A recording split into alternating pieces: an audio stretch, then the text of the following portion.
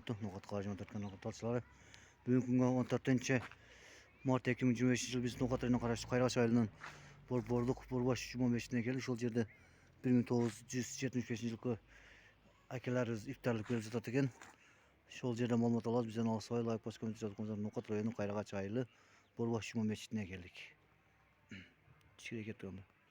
Hormatly tuganlar geldik buna qarаңыздар. Orada bitilerde şuntip töleseňizler bolat eken. Namaz wagtlary hormatly tuganlar qarаңыздар. Bugün oza çalıp iptalik kılıp jatışat. Allah razı olsun demekçiyiz. 1975 yılki hakelerden iptalik ko'rsatilgan. Bismillahirrahmanirrahim. Dostlarımı qarаңыздар. Жақсы. Borbaş Cuma Meçidi Kayrağa aylı Nokat Rayonu Kayrağa aylı'nın Borbaş Cuma Meçidi'ne iptallik bugün. Orazan 14. günü 14. Mart 2025 yıl Cuma günü Cuma'mız mübarek olsun. Özümün atımdan Cenab-ı Nokat Karajman Türkmen Anap'tan tutan orazanızlar kabul olsun demekçiyiz. Baranızlar qaqtınçılık, amançılık qalayız. Oşunun bizge demirçi bolgan Kampaniyan banka tereň razılık biliriz. Nokat Rayonunun Kampaniyan bankının jigitlerine, iştegen kızmatkerlerine. Tuğanlar qarаңыздар bana.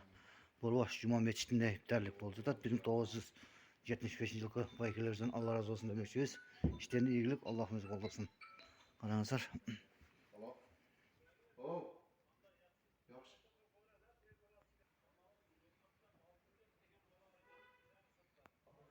Borbaş Cuma Meçidi mana qarаңыздар. Sentralniy meçit.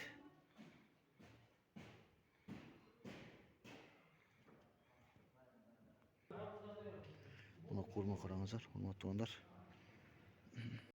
Hormatly tuğanlar şuna Nokat Karajman Türkmen Asislerine koşat. Tinç bolňuzlar, aman bolňuzlar, tutanlaryňyzlar Allah'ım kabul kılsın. Daha Kudasa körsütebiz. Bizden Alsay Layık Baş Komitesi jazyp koýňuzlar.